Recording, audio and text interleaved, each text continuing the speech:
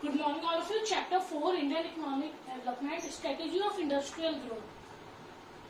In this chapter, firstly we will discuss about importance of industry, then small scale industry, then IPR 1956, bad effects of industry, good effects of industry. So, chapter 4, Strategy of Industrial Growth. First topic, importance of industry. Importance of industry. सबको पता है ना industry क्या होता है? जहां हम raw material को फिनिश गुड्स में कन्वर्ट करते हैं, या आप ये बोल सकते हैं जहाँ चीजों को मैन्युफैक्चर्ड किया जाता है. जैसे अगर लकड़ी है तो उसे चेयर में या फर्नीचर में कन्वर्ट किया जाता है, तो वही इंडस्ट्री होती है. क्या होती है industry? A place where raw materials are converted into finish goods. Clear? So industry क्या है? एक ऐसी जगह जहाँ पे रॉ मटेरियल को किसमें कन्वर्ट किया जाता है? फिनिश गुड्स में, या कच्चे माल को बने हुए या जो चीज बिकने के लिए तैयार है उसमें कन्वर्ट किया जाता है. तो industry a place where raw materials are converted into finish goods, clear, और into final goods. Clear all of you? So importance of industry. धीरे धीरे जैसे आफ्टर इंडिपेंडेंस जैसे जैसे कंट्री का ग्रोथ एंड डेवलपमेंट हुआ, हम लोग सेकेंडरी सेक्टर और टर्सरी सेक्टर की ओर जाने लगे. मतलब सर्विसेज का भी डेवलपमेंट हुआ और इंडस्ट्रीज, कंस्ट्रक्शन, इन सब का भी डेवलपमेंट हुआ. क्यों? क्योंकि अगर हमारी कंट्री का ग्रोथ एंड डेवलपमेंट करना है तो इंडस्ट्री उनका बेस होती है. कई तरह की इंडस्ट्री होती है. Engineering goods industry, capital goods industry, consumer goods industry, electronic industry. तो इम्पोर्टेंस ऑफ इंडस्ट्री, आखिर क्या इंपॉर्टेंस है कंट्री में इंडस्ट्री का? Number first, source of employment. Employment का सोर्स है भाई हमारी कंट्री में एग्रीकल्चर सबसे ज्यादा होता है, पर हम देख रहे हैं एग्रीकल्चर में ज्यादातर हिडन अनएम्प्लॉयमेंट और डिस्गाइज्ड अनएम्प्लॉयमेंट देखी जाती है. मतलब जितने लोगों की जरूरत है उससे ज्यादा लोग क्या है काम में लगे. अगर कुछ लोगों को हटा भी दिया जाएगा तो भी आउटपुट पे कोई इफेक्ट नहीं पड़ेगा. इसका मतलब है एग्रीकल्चर पे ओवरबर्डन, मतलब जितनों की जरूरत है उससे ज्यादा लोग लगे हुए हैं. और लेबर फोर्स, पॉपुलेशन के कारण लेबर फोर्स भी धीरे धीरे क्या होती जा रही है? बढ़ती जा रही. तो इंडस्ट्री एक इम्पोर्टेंट और सिग्निफिकेंट सोर्स है एम्प्लॉयमेंट का. In fact with the rise in agricultural productivity, farming sector has released a large supply of labour force. जैसे जैसे फार्मिंग या फिर आप बोल सकते हैं मशीन्स वगैरह का डेवलपमेंट हो रहा है, तो फार्मर्स वगैरह को भी कम लोगों की जरूरत लग रही है. मैन पावर की जगह लोग क्या कर रहे हैं? मशीन्स के थ्रू ही फार्मिंग कर रहे हैं. तो बहुत ज्यादा लेबर फोर्स क्या और रिलीज हो रही है. It can be gainfully employed only in occupation outside agriculture. और इन लोगों को कहाँ लगाया जा सकता है? एग्रीकल्चर के अलावा जो भी ऑक्यूपेशन है उनपे industry play an important role in this context. और इंडस्ट्री इसमें सबसे इम्पोर्टेंट रोल प्ले करती है. तो employment, source of employment, it is an significant source of employment. It is a significant source of employment. क्योंकि हमारी ज्यादातर पॉपुलेशन कहाँ लगे? एग्रीकल्चर में. When agriculture is already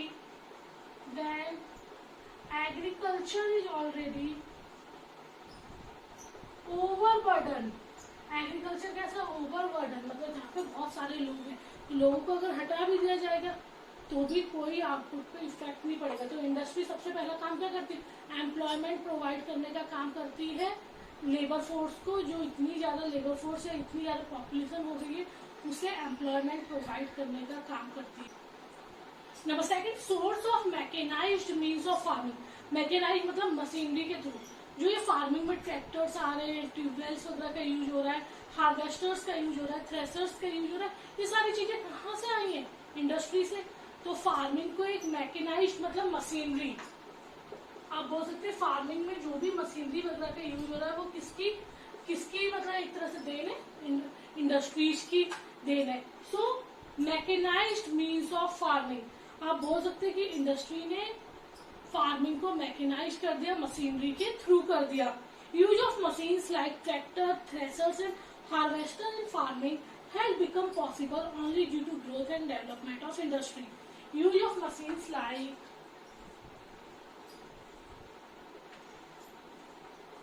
tractor आजकल देख रहे हैं आप लोग, फार्मिंग ट्रैक्टर्स के थ्रू होती है, हार्वेस्टर जिससे जो चारा वगैरह काटा जाता है वो। तो ये सारी चीजें कहाँ से आई है? इंडस्ट्री से आई है। इन farming has possible only because of growth and development of industry। अगर इंडस्ट्री नहीं होती तो शायद फार्मिंग हमारी मैकेनाइज्ड ही नहीं होती, मशीन्स के थ्रू होती ही नहीं। तो जो हमारी फार्मिंग मशीन्स के थ्रू हो रही है वो सारी की सारी किसकी बदौलत है? इंडस्ट्रीज की बदौलत है। So, use of machines like tractor, harvesters, threshers in farming has possible only because of growth and development of industry। Mechanization has caused an exponential rise in farm productivity। और जैसे मशीन आई, जब man power और cattle power का use होता था productivity इतनी ज्यादा नहीं होती थी, तो धीरे धीरे मशीनरी के यूज के कारण हमारी प्रोडक्टिविटी भी हाई हुई। Because of machinery productivity becomes high productivity due to use of machines। It is due to mechanization in farming that India has succeeded in producing enough food for the second most populated country in the world। और ये mechanised means of farming के through ही हो पाया है कि India जो second populated country world में वो फूड ग्रेन्स में सेल्फ सफिशिएंट है। फूड ग्रेन इतनी ज्यादा पॉपुलेशन होने के बाद भी हमें फूड ग्रेन्स के लिए दूसरी कंट्रीज पे डिपेंड नहीं होना पड़ता। क्यों? क्योंकि हमारी फार्मिंग कैसे मैकेनाइज्ड है। मैकेनाइज्ड मतलब मशीनरी के थ्रू होती है, और जब मशीनरी के थ्रू होती है प्रोडक्टिविटी हाई होती है। और हम इतनी ज्यादा पॉपुलेशन होने के बाद भी पूरे वर्ल्ड में हम दूसरी कंट्रीज पे डिपेंड नहीं है फूड ग्रेन्स के लिए। और ये किसकी बदौलत हुआ है? इंडस्ट्रीज के। Clear? Number third, epicentre of economic growth. Economic growth का जो सबसे इंपॉर्टेंट पॉइंट है, ये आप बोल सकते हैं अगर इकोनॉमिक ग्रोथ किसी के कारण पॉसिबल हुआ है वो किसके थ्रू हुआ? इंडस्ट्रीज के थ्रू हुआ। अगर हमारी कंट्री की जीडीपी बढ़ रही है वो भी एग्रीकल्चर से बढ़ रही है, पर इतनी नहीं बढ़ पा रही थी जितनी इंडस्ट्रीज के थ्रू बढ़ी। और जब जीडीपी बढ़ती है तो अपने आप ही स्ट्रक्चरल मतलब पूरे के पूरे इंफ्रास्ट्रक्चर में क्या चेंजेस आते हैं। इस GDP rises there is a structural transformation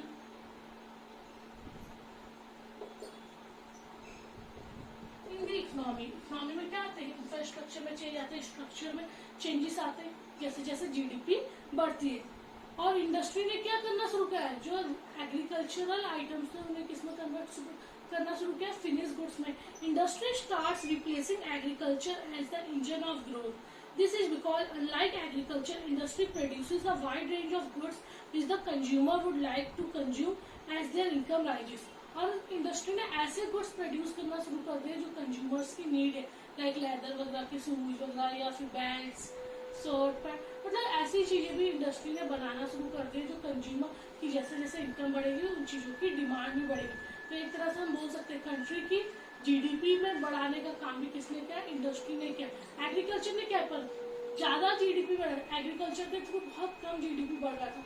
तो कंट्री का अगर हम बोल सकते हैं कि ग्रोथ एंड डेवलपमेंट करने का काम किसने किया है? इंडस्ट्री ने किया। Clear? Number fourth, infrastructural growth. Infrastructure मतलब रोड्स का डेवलपमेंट, पार्क्स का डेवलपमेंट, बिल्डिंग्स, बैंक्स, इन सब का development infrastructure growth. Industrialization has led to infrastructure growth in the economy. और इंडस्ट्री आई तो ही हमारी कंट्री में क्या हुआ? इंफ्रास्ट्रक्चरल ग्रोथ हो, क्योंकि किसी भी ग्रोथ एंड डेवलपमेंट के लिए मशीन्स की जरूरत है। और मशीन्स हमें कहाँ से प्रोवाइड होती है? इंडस्ट्री से। तो आप ये बोल सकते हैं कि अगर आपकी कंट्री का जो भी इंफ्रास्ट्रक्चर डेवलपमेंट हुआ, चाहे रोड्स बने हो, चाहे बिल्डिंग्स बनी हो, चाहे कंस्ट्रक्शन वर्क इंक्रीज हुआ हो, चाहे पार्क्स बने हो, ये सारी की सारी चीजें किसकी बदौलत हुई? इंडस्ट्री। क्योंकि इन सबके लिए किसकी जरूरत होती है? मशीन्स की। और मशीन्स कहाँ प्रोड्यूस होती है? इंडस्ट्री में। तो हमारी कंट्री का जो इंफ्रास्ट्रक्चरल ग्रोथ हुआ है वो भी किसकी देन है? इंडस्ट्रियलाइजेशन की। Industry needs to spread across different parts of the country. As it spreads, there is an expansion of infrastructural facilities such as means of transport and communication, banking, insurance, services, power and the like। और आप ये बोल सकते हैं जैसे जैसे industries बढ़ी, मैंने अभी बताया, वैसे वैसे infrastructural facility like banking, services, communication, transport, ये सारी फैसिलिटीज भी क्या हुई? बढ़ती गई। In fact both are interlinked. अगर हम बोले कि इंडस्ट्री इंफ्रास्ट्रक्चर पर और इंफ्रास्ट्रक्चर इंडस्ट्री पे डिपेंड है तो कोई गलत नहीं है। जितना अच्छा इंफ्रास्ट्रक्चर होगा उतनी ज़्यादा इंडस्ट्रीज डेवलप होंगी, और जितनी ज़्यादा इंडस्ट्रीज डेवलप होंगी उतना ज़्यादा कंट्री का इंफ्रास्ट्रक्चर होगा। तो दोनों एक दूसरे पे क्या इंटरलिंक्ड है। तो industrial growth and infrastructural growth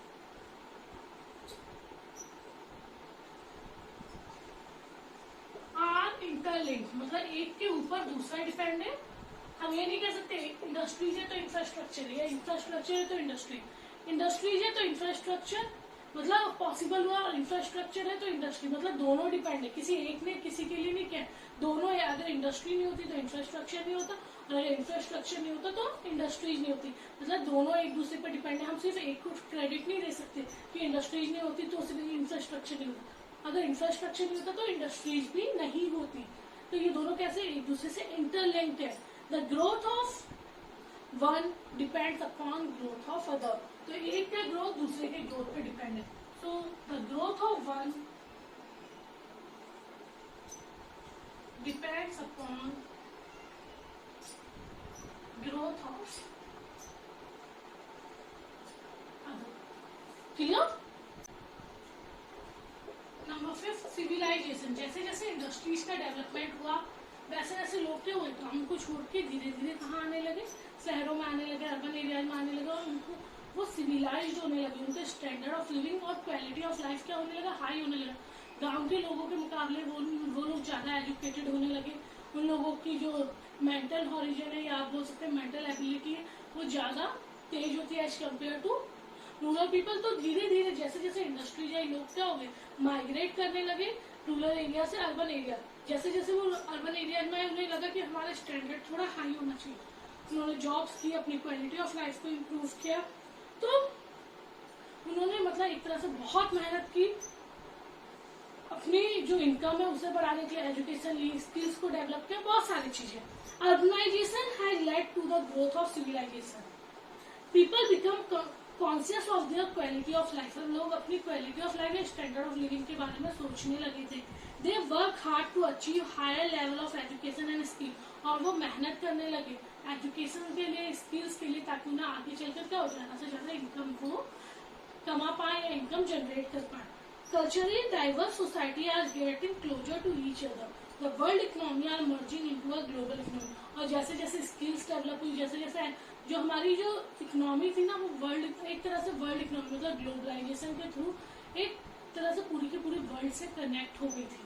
तो सिविलाइजेशन मीन्स अर्बनाइजेशन है, मतलब लोग गांव, अर्बनाइजेशन मतलब लोग गांव से शहरों में आए।